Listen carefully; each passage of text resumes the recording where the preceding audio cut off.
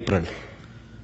And during that period, the 7 days that I was in Israel, every day I had many, many visitations from several prophets. Specifically, Elijah visited me several times.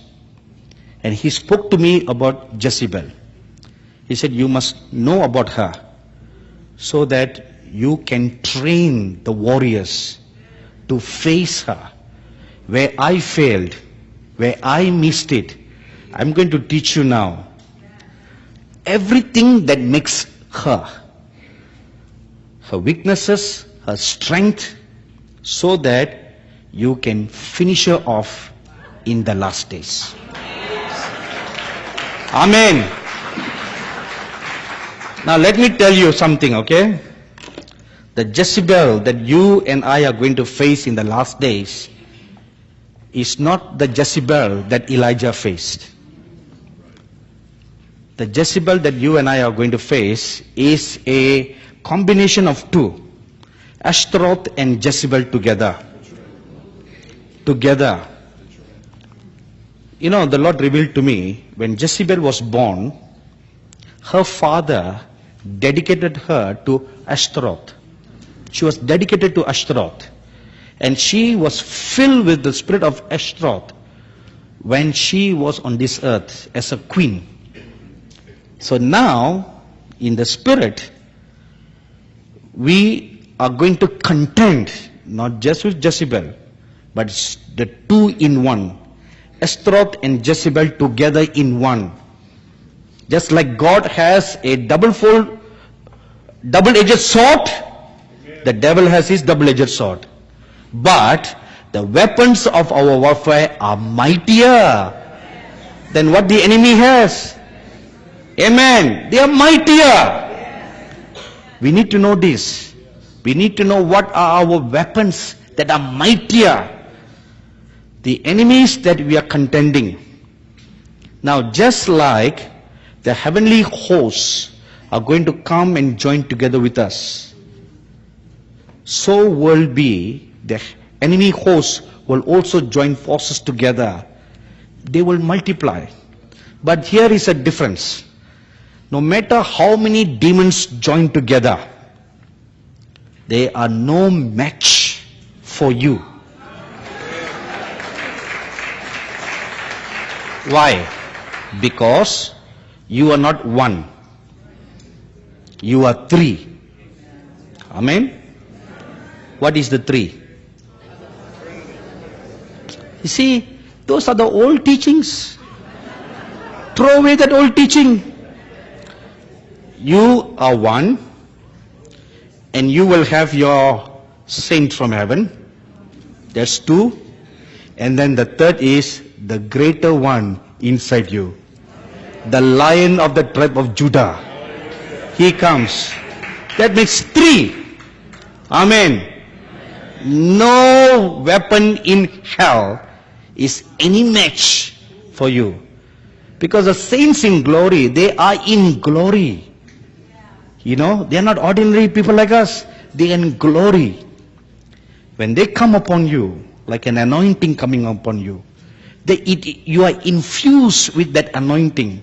You are infused with that power. Do you mind I share about that fighting game that you shared with us yesterday afternoon?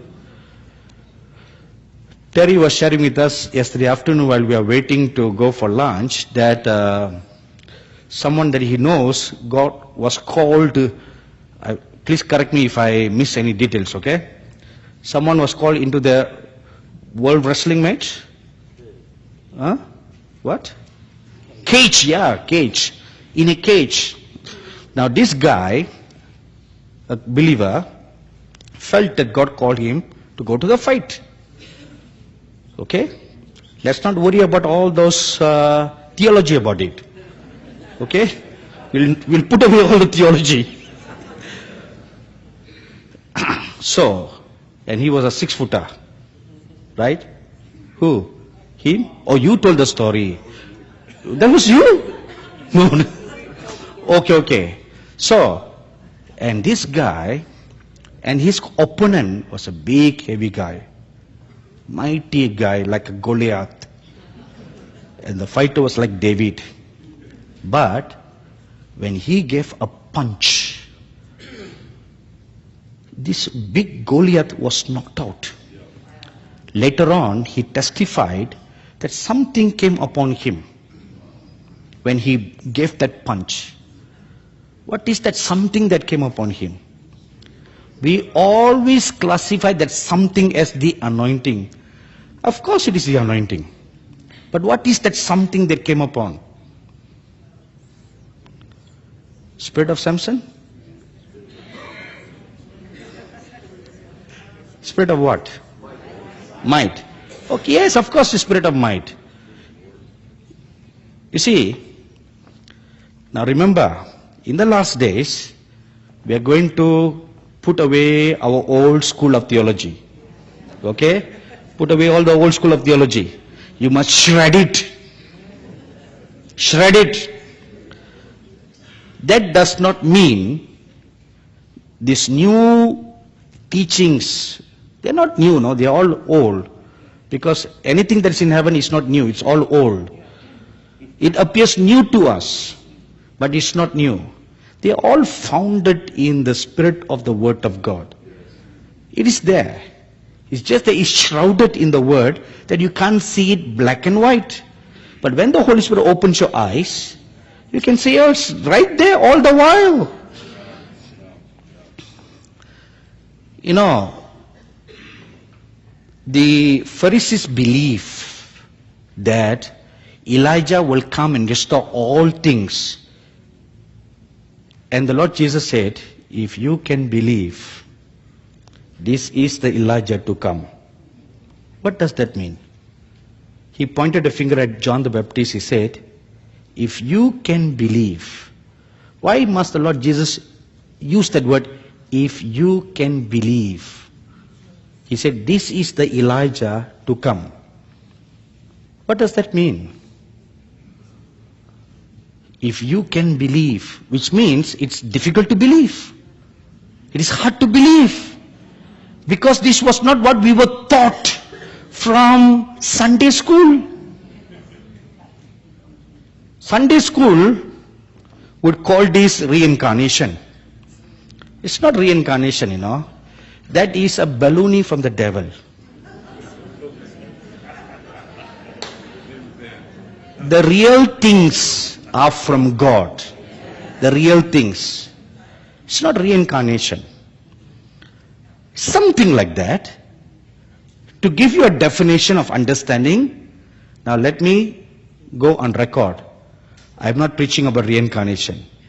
Okay? I don't believe on the Buddhist concept or Hindus concept of reincarnation. The Hindus believe there are 84,000 rebirths in a person's life.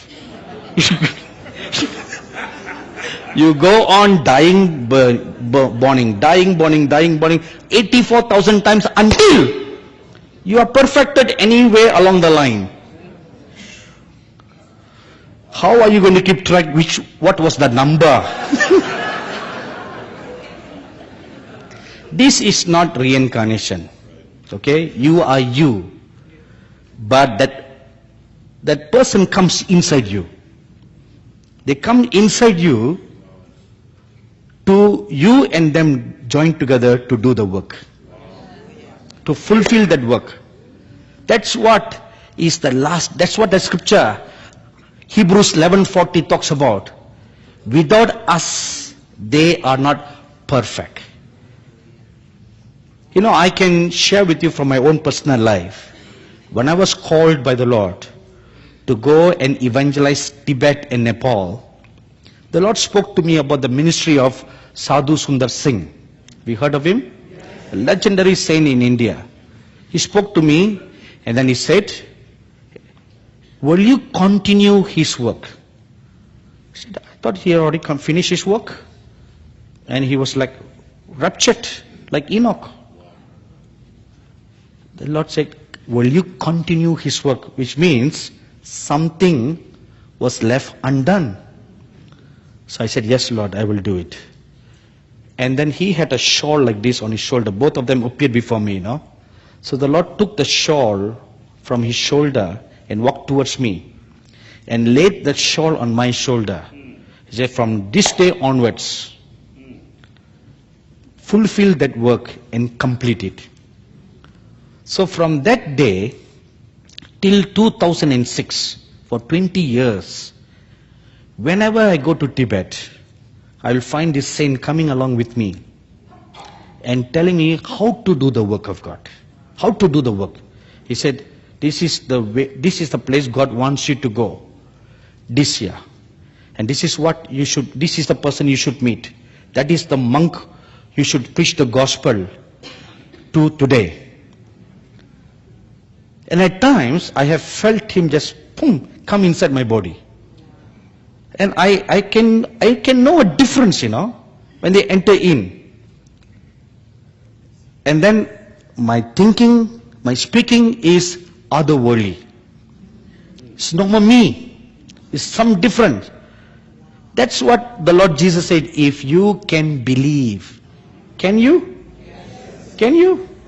If you can believe, this is the Elijah to come. If you can believe. But in order for you to believe, you must first crucify your mind of all the old theology. Get rid of all the old theology. Take away all the clutter from all the old school of teaching and old school of training. We are not teaching you new theology, The same Bible. I believe with all my heart, the same Bible.